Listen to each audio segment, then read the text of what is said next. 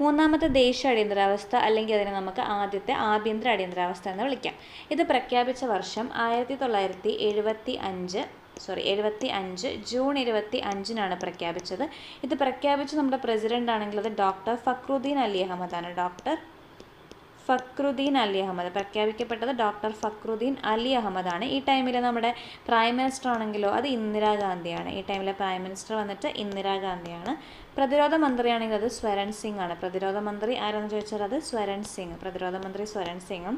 ഇതിൻ്റെ കാരണമായിട്ട് ചൂണ്ടിക്കാണിച്ചത് ആഭ്യന്തര കലാപമാണ്. 75 പ്രഖ്യാപിച്ചില്ലേ മൂന്നാമത്തെ ദേശീയ അടിയന്തരാവസ്ഥയുടെ കാരണമായിട്ട് ചൂണ്ടിക്കാണിക്കുന്നത് ആഭ്യന്തര കലാപമാണ്.